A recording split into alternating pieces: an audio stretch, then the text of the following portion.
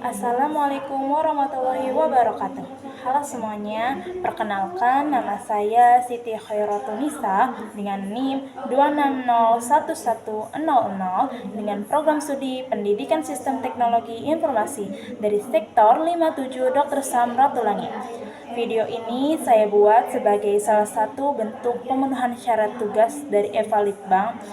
Pada kesempatan kali ini, saya akan menjelaskan mengenai bab 2 Pedoman Karya Tulis Ilmiah Universitas Pendidikan Indonesia, khususnya pada subbab A sampai E. Pada bab 2 ini dijelaskan beberapa bentuk karya tulis yang dapat digunakan dalam kegiatan akademik. Di antaranya yaitu laporan praktikum, laporan penelitian, laporan pengabdian kepada masyarakat, esai, dan artikel media massa, serta monograf dan buku referensi. Yang pertama, laporan praktikum. Yang pertama adalah laporan praktikum. Laporan praktikum merupakan dokumen yang berisi rangkuman dari kegiatan eksperimen yang dilakukan di laboratorium. Laporan ini tidak hanya berisi hasil akhir, tetapi juga menjelaskan proses eksperimen, data yang diperoleh, analisis data, hingga simpulan. Tujuan dari laporan praktikum yaitu untuk memaparkan hasil eksperimen agar dapat dipahami dengan baik. Selain itu, laporan praktikum juga menjadi salah satu bentuk pembuktian bahwa mahasiswa memahami teori serta prosedur yang digunakan selama praktikum. Laporan praktikum dapat dibedakan menjadi laporan formal, semi-formal, dan ringkas. Laporan formal biasanya memiliki format yang lebih lengkap dan pembahasan yang lebih detail. Laporan semi-formal lebih sederhana karena hanya memuat bagian-bagian inti seperti tujuan, hasil, dan simpulan.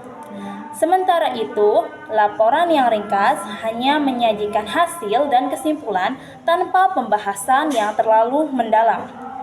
Secara umum, struktur laporan praktikum terdiri atas judul, pendahuluan, alat dan bahan, prosedur, data dan hasil, analisis dan pembahasan, dan terakhir simpulan, dan terakhir daftar pustaka serta lampiran jika diperlukan. Yang kedua, laporan penelitian.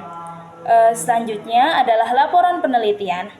Laporan penelitian merupakan dokumen yang berisi hasil penelitian yang dilakukan di luar laboratorium, baik penelitian mengenai lingkungan alam maupun penelitian sosial. Laporan ini mencakup metode penelitian, hasil, analisis, dan interpretasi data yang digunakan untuk menjawab tujuan atau pertanyaan penelitian. Berdasarkan bentuknya, laporan penelitian dapat berupa deskriptif, analitis, evaluatif, dan komparatif. Laporan deskriptif bertujuan memberikan gambaran secara rinci mengenai suatu fenomena tanpa membahas hubungan sebab akibat. Laporan analitis membahas hubungan antar variabel untuk memahami pola atau sebab akibat dalam suatu fenomena. Laporan evaluatif bertujuan menilai keberhasilan, efektivitas, atau dampak dari suatu program maupun kebijakan. Sedangkan laporan komparatif digunakan untuk membandingkan lokasi, kelompok, atau periode waktu yang berbeda untuk mengetahui persamaan dan perbedaannya. Struktur laporan penelitian secara umum terdiri atas judul, pendahuluan, tinjauan, literatur, metode penelitian, hasil, analisis, dan pembahasan, simpulan dan rekomendasi, daftar pustaka, serta lampiran. C. Atau yang ketiga, laporan pengabdian kepada masyarakat. Bagian selanjutnya adalah laporan pengabdian kepada masyarakat atau PKM. Laporan PKM merupakan dokumen ilmiah yang menjelaskan mengenai perencanaan, pelaksanaan, serta evaluasi serta evaluasi suatu kegiatan yang melibatkan masyarakat. Tujuan dari laporan ini adalah untuk mendokumentasikan proses kegiatan sekaligus menjelaskan dampak atau manfaat kegiatan tersebut bagi masyarakat yang menjadi sasaran. Kegiatan pengabdian kepada masyarakat dapat berupa beberapa bentuk. Pertama, program pelatihan dan penyuluhan, yaitu kegiatan yang memberikan pengetahuan atau keterampilan baru kepada masyarakat. Kedua, pendampingan dan pemberdayaan, yaitu kegiatan yang membantu masyarakat meningkatkan kapasitas dan kemandiriannya.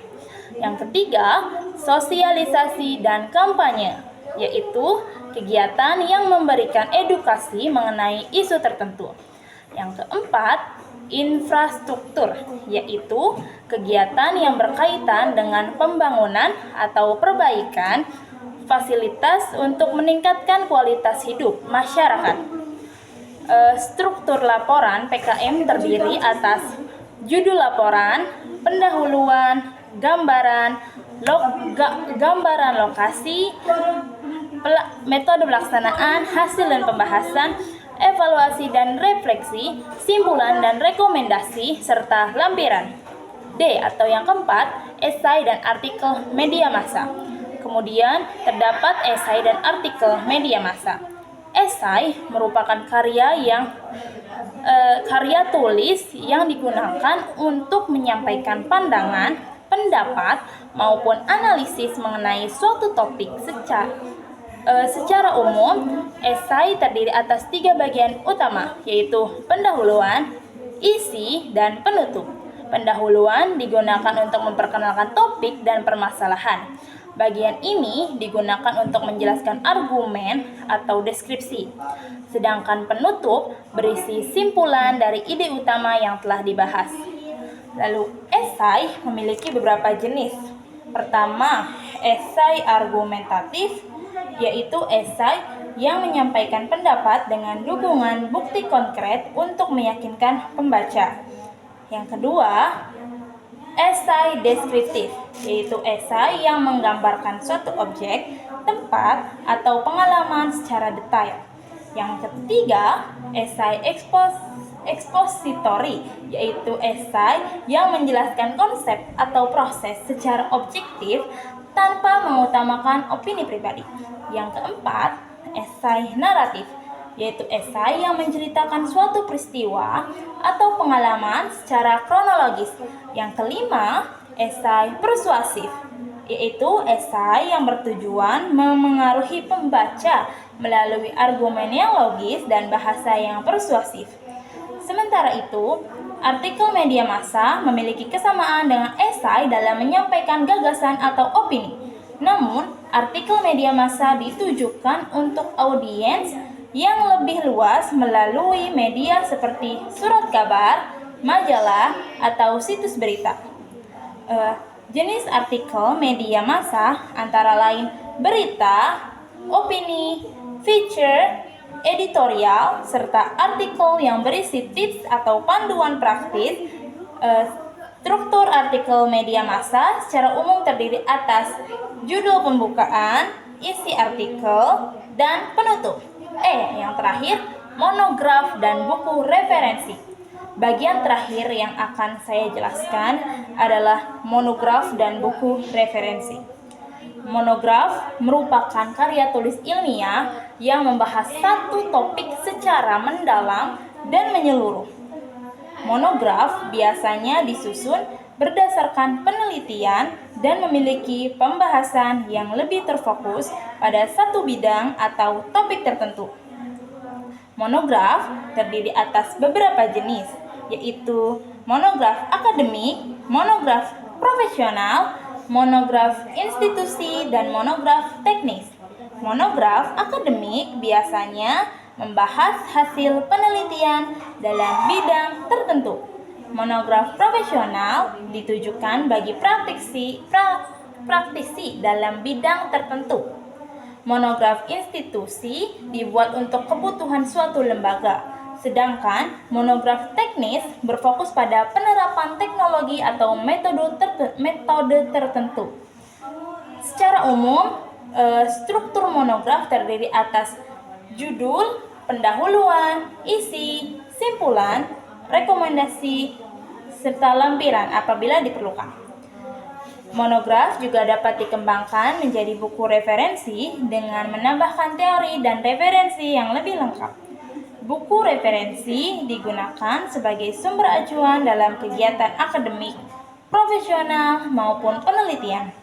Buku referensi biasanya tidak harus dibaca dari awal sampai akhir, tetapi dapat digunakan sesuai dengan kebutuhan informasi tertentu. Ada beberapa contoh buku referensi, yaitu ada ensiklopedia, ada kamus, ada atlas, ada data statistik, ada biografi. Secara umum, struktur buku referensi terdiri atas halaman judul, kata pengantar atau pendahuluan, daftar isi buku, referensi atau bibliografi, indeks, lampiran, serta glosarium. Dari penjelasan tersebut, dapat disimpulkan bahwa bab 2 Pedoman Karya Tulis Ilmiah UPI membahas berbagai bentuk karya tulis yang memiliki tujuan, karakteristik, dan struktur yang berbeda. Laporan praktikum berfokus pada kegiatan eksperimen. Laporan penelitian berfokus pada hasil suatu penelitian. Laporan PKM mendokumentasikan kegiatan pengabdian kepada masyarakat. Esai dan artikel media massa digunakan untuk menyampaikan gagasan atau pendapat, sedangkan monograf dan buku referensi digunakan untuk membahas serta menyediakan informasi secara lebih mendalam dan sistematis.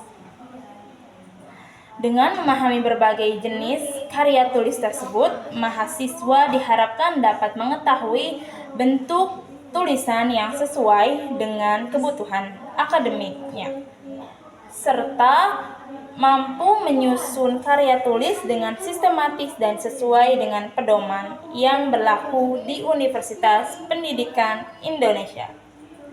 Demikian penjelasan saya mengenai bab 2 Pedoman Karya Tulis Ilmiah UPI, khususnya subbab A sampai E, sebagai salah satu bentuk pemenuhan tugas dari Evalitbank. Terima kasih atas perhatian yang telah diberikan. Wassalamualaikum warahmatullahi wabarakatuh.